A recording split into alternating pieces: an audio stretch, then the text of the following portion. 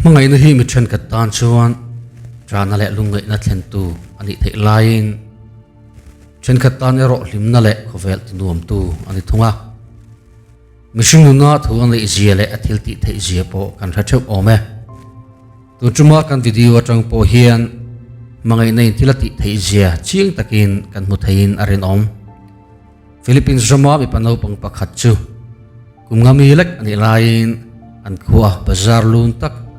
mian sik hoi hoi na hmana chuan abova theito pin anu chu azonga ma se muzolo abun hnaya lo om ve te chuan tunge ani an hriat mai lo awangin tara chom na ina chuan an da lut topa chuta tang chuan a chung te chu zon pui viang ma se an lang muzo chuang lo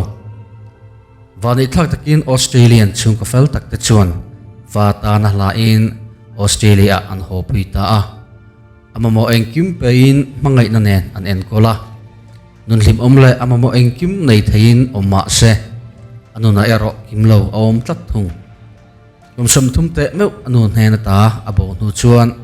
apian anu nge sang torin Philippines sa chuan alo kir le a ma se heram mi makta doi za chuang omna hian anu chu azang mazawang emle khoi train nge bul atanta kang diktak miso YouTube channel a kalo lom le vek chowa ka video te milo en sakawangin kaloma ka channel te milo la subscribe lo ni chuan khoi takin milo subscribe ula like le comment te kha milo pek sak ve don ania tuna chanchin kan sei tur hi joel te Catereta'n in kumsa ka ziko sumriat panga khan mi panopang kumngami lek alani a anu fa in Philippines kapui Manila khodai fema chuan chengin anu hian a fapatan hian na athok rim lechin jing khachu joel anu chu ma taka thovin a fapatui taka muhil chu a ena alma e mawang chuan han kai tho chu a khongai sia flata a chen pui tan hena chuan a fapa chu lomit mei sak de tura cha nu chuan ngai thatakin athok tur chuan akal santa ani zinga joel alo hara an hoi vel chuan anu mel reng reng chu amut alova ashil ahai kher mai nu ngai ro lek le nu tel lova om ngai lo ani awang chuan akhu har ngalin angai angam theilova anu bula kal ve turin an in bullok bazalam pan chuan achuak ve tangot mai ani bazar vatlen chuan mi puite chu an lo tamin an lo jinuai nuaya anu mel reng reng amazolo bazar chunga chuan lut le in muntin maya chuan akal kuala ani no pangtan chuan puitling chu zozai om khom zinga anu mu chu thil har satakane chu tiang chuan ni leng mai chuan anu chu azonga atopa chuan beidong le chau tak chuan lungche takin atapta ani abo chu ani te der mai chu tie mi pano pang kil khata lungche takalo tap chu taxi driver pakhat aming ose men salo chuan aron mufuin rang takin aron pan vata amero chu ti ngeina dang a hriat bik lo awang chuan fasha enkol na ina ada ta top mai ani joel fasha ina om chung hian thei ang angin achung te hi zon sak ni a amairo chu an zong mu thei reng lo ani thaso bakulai fasha ina om nu chuan Melbourne atanga local George de Catereta'n le anu pui Julie te chuan danang thlapin faatan anata ani Australia an hole nu reilo tea van dui thlak takin George te nu pa chu anin chen lo maya joel chu Julie ne na chun amin ani chuan mangai taka en kolin nu fa diktak an chin an ko sadun ta ani mela la thisana chun Filipino mani se mi zile hoi her o poizong zong thleng chuan Australian ani awangin angai na zong le du zong te po ozi thalai te ang thovin film siam le hip hop lam te ani a Australia reality show pakhat So You Think You Can Dance season masaber umsang hile pariat ani chumpo khan finalist ani ve pahir ani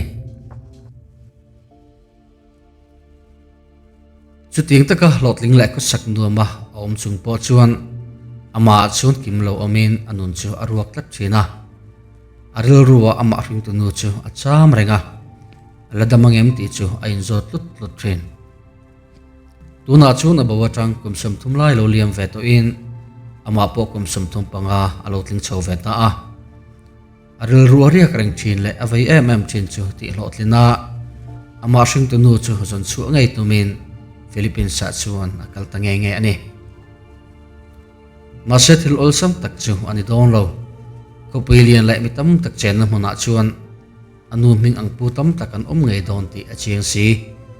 bulhan chan dan tur po awang tak zet ani ma saber tan chuan joel chuan anu pan lai thalak chu tam tak printin ko thlele bazar hmona te chuan atar chuaka thalaka chuan no pang chu a hriat zong an ni le ni lo baka a chung te chun mu pui turangin na a ziek tel bok anu pan laya abo na bazar Minos market anti ati chuan a kalkola donate tu te chu lai kha te chu antirin an hriat zong ani le ni lo azot kual sel bok ma se ama emo athlakin po chu tunge ani hriare reng am lo beidong du lovin ni tin mai chuan ati ngai chu te in mi rang chu azot kual renga thakhat zet awa ko nuwa chuan thulom tak a reta heti mek lai hian Filipino nupa pakhat chuan kumsang kha chako sumaria chawa bo ve thau an fapa dante ti an ko chu an lo zong ve mek lo ni joelanen hian in mutir an ni hian dante nu chuan afapa ngai ni hria in lungchele lom boxi chuan alo ko athlapa mittu sur ngal zung mai afapa ni nge ya ngai mi mai ani mase dante pa chuan hun taka ayan chuan afapa bo ta chu ni thein a hretlat lo DNA test tenain chuta chuan joel chu dante ni lo ti chu an hreta a fapa khongoi thlak tak pakhat le nu khongoi thlak tak pakhat chuan an bei sei le an thlak hel in kung kai na chu reilo te tan chu nei thei ve in riluna takin anin chen le ta joel a chun poeti in dante nu chu anu tak chu lo ni ngai sela ti adu ngoya chu tiang chi chuan dante nu po hian joel chu fapa dante khani se adu ngoi bok ma se DNA te sa changa alandanin joel chu dante ani miu silo joel chuan bol aton thale ta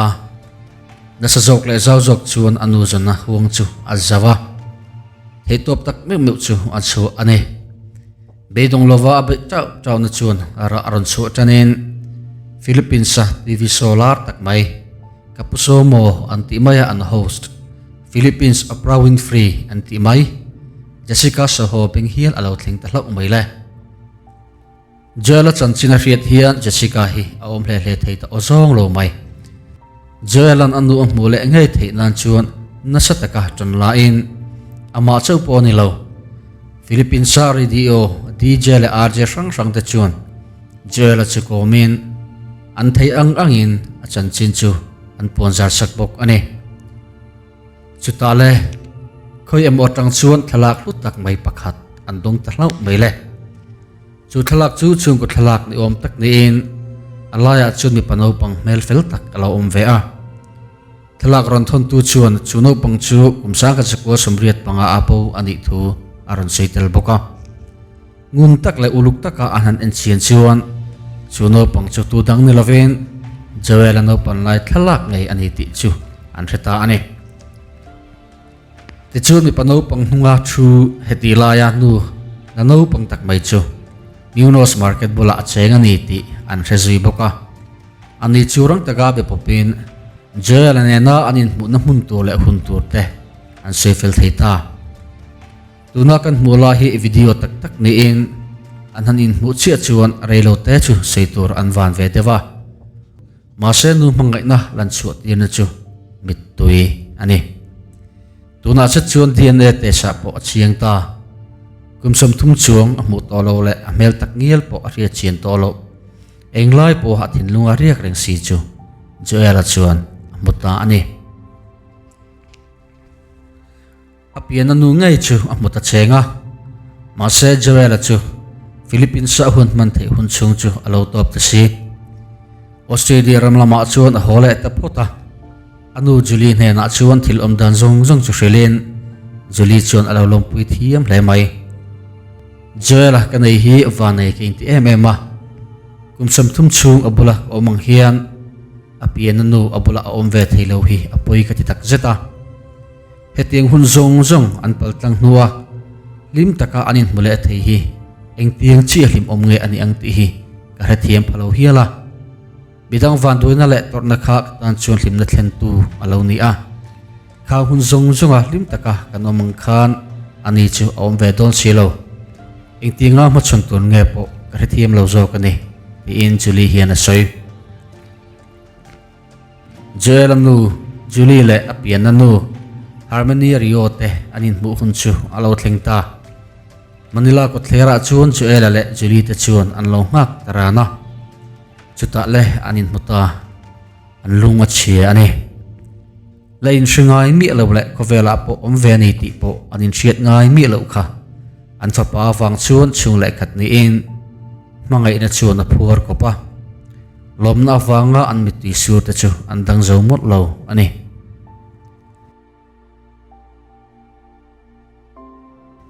Philippines sa chuan Joel chu achung ten alo kirle na hun ro pui tak an bot sei saka anu pan laya alo om ve to na fasha in ngei te po chu tlo le in an lo lom thiam hle mai an mani in chunga ngei chuan Joel chuan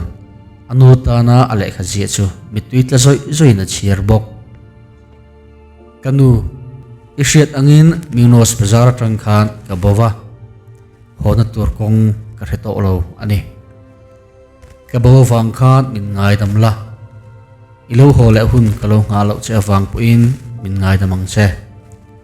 kum sam thum chung ril romang ang taka siam che awangin min ngai dam bok la kha hun zong zong kha eng tiang chi in ngai tan haras tang ti hi ka re thiam lo ani ti em Joel Catereta'n chanchin hian Australia ram chu adeng chuk ne hleng maya